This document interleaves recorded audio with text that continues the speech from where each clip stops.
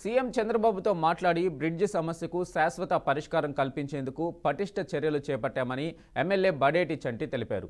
ఏలూరు జిల్లా ఎమ్మెల్యే బడేటి చంటి పర్యటించారు. నగరంలోని శ్రీనివాస్ థియేటర్ దగ్గర లో బ్రిడ్జిని వరంగల్ నిట్టుకు చెందిన నిపుణుల బృందం సభ్యులతో కలిసి పరిశీలించారు.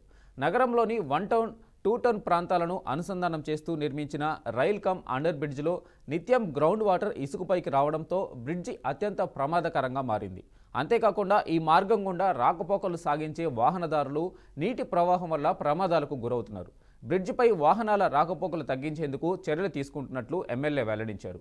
వీలైనంత త్వరగా 75% మించి తొలుత పరిష్కారానికి చర్యలు చేపడతామని ఎమ్మెల్యే స్పష్టం చేశారు. Water table within the Eluru city is very high, and as per the reports it is within the 1 to 5 meter depth, and the underbridge excavation intercepted that water table. Because of that, continuously water naturally comes to the underbridge.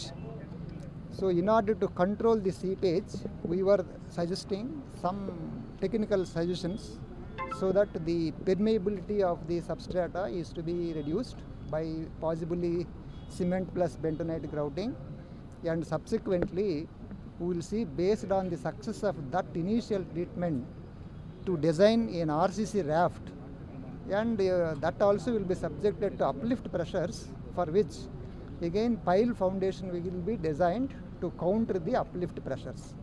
So by that the whole problem can be addressed. This is what we understood now. Anyway, we will further understand by more input from the ఇప్పుడు రమణమూర్తి గారు చెప్పినట్టుగా ground water table, ఇందులో ground water there are 2 varieties. One is artesian ground water, the other is normal ground water.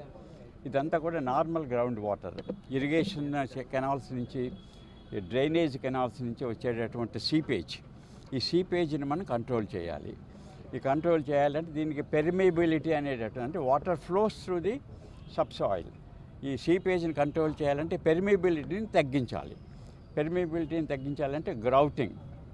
So grouting with cement, concrete and bentonite రెండింటిని కలిపి high pressure తోటి grout చేసి ఆ పెర్మియబిలిటీని, పొరాసిటీని తగ్గించినట్లయితే చాలా వరకు కంట్రోల్ అవుతుంది. అది కాకుండా ఇంకా కొంత సీపేజ్ ఉంటుంది. దానిని కంట్రోల్ చేయాలంటే ఆర్సీసీ రాఫ్ట్ విత్ పైల్స్, ఈ రాఫ్ట్ వేసినట్లయితే దాన్ని లేపేస్తుంది గ్రౌండ్ వాటర్.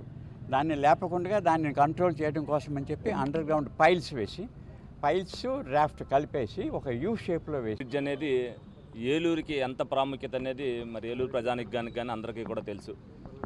దీనికి ఏదైతే ఈ బ్రిడ్జ్ వేసి మరి అందరికీ కూడా అనుసంధానంగా తీసుకొచ్చి దీన్ని ఉపయోగంలో పెట్టిన తర్వాత దీనివల్ల వచ్చే ఇబ్బంది, వాటర్ కింద నుంచి రావడం వల్ల అనేక మంది, అంటే వెహికల్స్ మీద వెళ్ళేవాళ్ళు కానీ, నడుచుకుంటూ వెళ్ళేవాళ్ళు కానీ అనేక మంది పడిపోవడం జరుగుతుంది. నాసు, అలాగే దీన్ని వాటర్ తోడటానికి కూడా ఖర్చు కార్పొరేషన్ ద్వారా ఎక్కువగా పెడతాం.